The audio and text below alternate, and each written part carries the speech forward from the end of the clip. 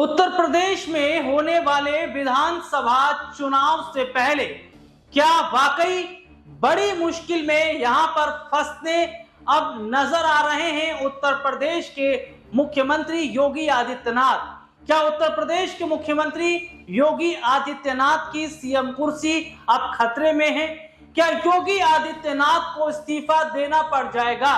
आखिरकार क्यों दिल्ली से लेकर यूपी तक हलचल मची हुई है और आखिरकार ये तक क्यों कहा जा रहा है कि योगी आदित्यनाथ को ही नहीं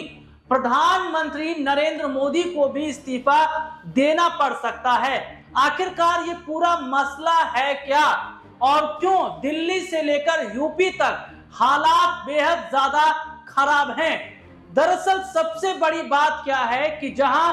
वक्फ बिल को लेकर सुप्रीम कोर्ट ने जो फैसला सुनाया उसके बाद में बीजेपी पूरी तरीके से यहां फंसती नजर आ रही है। गुजरात लॉबी के पसीने छूट रहे हैं तो वहीं दूसरी तरफ अब एनडीए के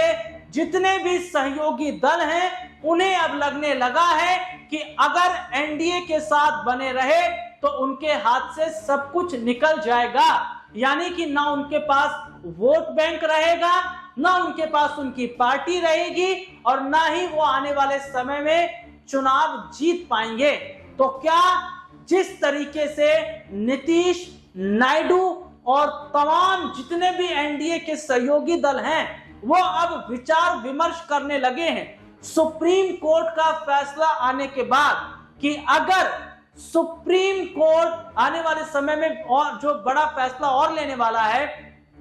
अगर सुप्रीम कोर्ट ये फैसला कर देता है कि इस बिल में जो वक्फ बिल है उसमें संशोधन करने की जरूरत है, या तो सरकार बिल वापस ले या तो इसमें संशोधन करे, तो क्या सुप्रीम कोर्ट के आगे झुक जाएगी मोदी सरकार? और ये सबसे बड़ी हार तो होगी। और जैसे तैसे एनडीए के सहयोगी दलों ने इस बिल का समर्थन करके अपने पैर पर कुल्हाड़ी तो मार ली, लेकिन अगर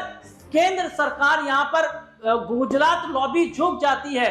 तो एनडीए के सहयोगी दल अब सोचने में लग जाएंगे कि क्या उन्हें एनडीए के साथ रहना है, क्योंकि अगर वो एनडीए के साथ बने रहे तो उनका आने वाले वक्त में बहुत बुरा होगा। और दूसरी तरफ आप उत्तर प्रदेश में चले आइए जहां सीएम कुर्सी को लेकर लड़ाई अब 7वें आसमान पर आ गई है, क्योंकि केशव प्रसाद मौर्य लगातार जहां अखिलेश यादव के संपर्क में हैं, तो वहीं दूसरी तरफ यह भी देखा जा रहा है कि उत्तर प्रदेश में योगी आदित्यनाथ बुरी तरीके से फंस गए हैं, जहां यह देखा जा रहा है कि 27 के चुनाव से पहले जो वोट बैंक है वो तो उत्तर प्रदेश में जो एनडीए के सहयोगी दल हैं उनके हाथ से तो जा ही रहा है, इसके साथ ही साथ बीजेपी के हाथ से भी फिसल रहा है। देखिए उत्तर प्रदेश में जो हालात बने हैं वो ये हैं कि एनडीए के जो सहयोगी दल हैं अब वो विपक्ष की तरफ देख रहे हैं, यानी कि अब वो विपक्ष की तरफ जाने का मन बना रहे हैं। इसके पीछे की एक नहीं कई बड़ी वजह है, क्योंकि उन्हें ये बात अब समझ में आ रही है कि अगर उन्हें वोट बैंक अपना बचाना है तो उन्हें अब एनडीए का साथ छोड़ना पड़ेगा, क्योंकि वक्फ बिल पर जो बिल पास हुआ लोकसभा और राज्यसभा से, उसके बाद आप एक चीज को देखिएगा कि एनडीए के जो समर्थित दल हैं उनकी पार्टी से जो मुसलमान जो बड़े लीडर्स हैं वे पार्टी छोड़कर जाने लगे। जेडीयू में तो इस्तीफे की झड़ी लग गई। इसके अलावा अन्य राजनीतिक दलों के हालात भी यही हुए, उनकी पार्टी के जो जितने भी लोग थे वे भी मुस्लिम, वे पार्टी छोड़कर जाने लगे। तो यहाँ पर यह देखा जा रहा है कि जो स्थिति इस वक्त है एनडीए के जो सहयोगी दल हैं उनके अंदर भी घबराहट है, क्योंकि बीजेपी का समर्थन करके वो फंस तो गए हैं और उन्होंने अपने हाथ से ही अपना वोट बैंक गवा दिया है। एक चीज और ध्यान दीजिएगा कि जहां ये देखा जा रहा है कि जो मुसलमान समुदाय है उसने एनडीए के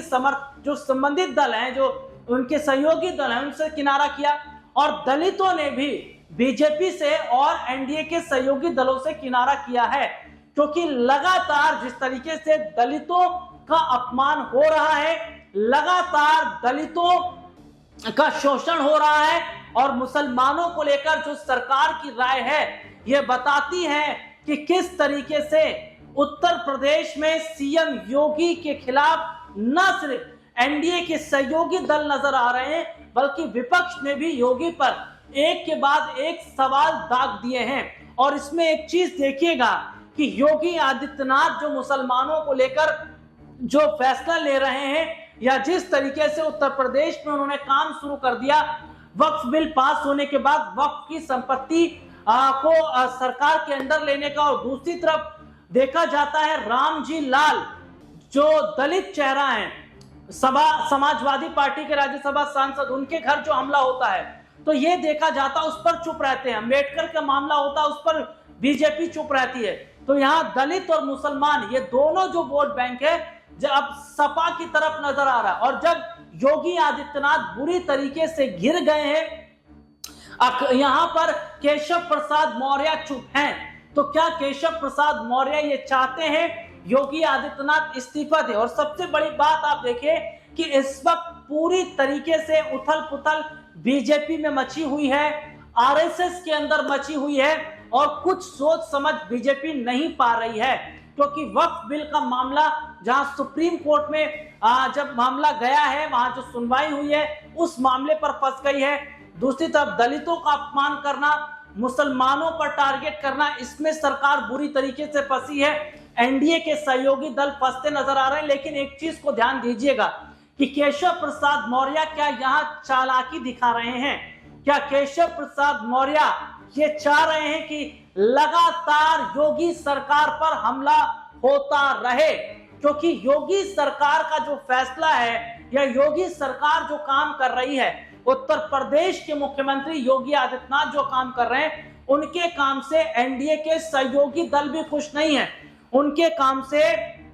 एनडीए के जो सहयोगी दल हैं वे भी नाराज हैं, क्योंकि उनकी योगी के फैसले की वजह से एनडीए के सहयोगी दलों को यहां झटका लग रहा है, नुकसान पहुंच रहा है। और तो और ये तक हालात बन गए हैं कि क्या एनडीए के जो सहयोगी दल हैं वो अगर साथ छोड़ देते हैं एनडीए का और सपा के साथ हाथ मिला लेते हैं तो मुश्किलें और ज्यादा बढ़ जाएगी। देखिए यहां पर योगी आदित्यनाथ बुरी तरीके से फंस गए हैं, क्योंकि यह कहा जा रहा था कि उत्तर प्रदेश के मुख्यमंत्री योगी आदित्यनाथ को यूपी से उठाकर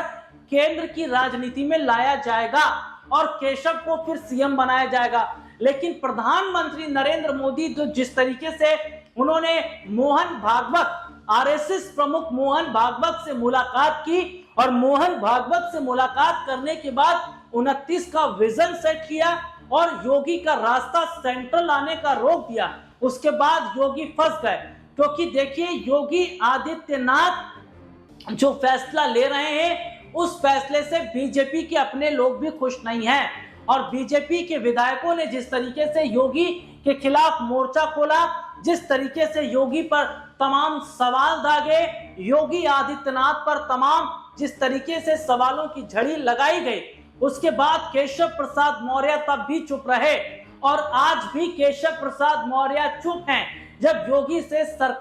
योगी सरकार से सवाल किए जा रहे हैं। देखिए एक बात तो है कि केशव प्रसाद मौर्य के मन में यह चल रहा है कि या तो वो बगावत कर दें या तो विधायक लेकर अखिलेश के साथ हाथ मिला ले। केशव प्रसाद मौर्य चुप रहे और अखिलेश ने ऑफर दिया ही था कि विधायक लाइए और सरकार बनाइए। तो क्या अब अखिलेश यादव के ऑफर को स्वीकार अगर कर लेते हैं केशव प्रसाद मौर्य, तो क्या वाकई बहुत बड़े हद तक उत्तर प्रदेश में बदलाव हो जाएगा? क्योंकि जहां बीजेपी पूरी तरीके से फंसी है तो अखिलेश पूरी कोशिश कर रहे हैं उत्तर प्रदेश में बीजेपी के अंदर फूट डाल दी जाए और फूट डाल दी गई है। केशव के मन में सीएम बनने का जो लालच और ज्यादा डाला है अखिलेश ने, यह बताता है कि क्या अखिलेश केशव के सहारे उत्तर प्रदेश में एक बड़ा खेल कर देंगे। आज के लिए इतना ही, आपसे फिर दोबारा मुलाकात होगी, तब तक के लिए इजाजत दीजिए, नमस्कार।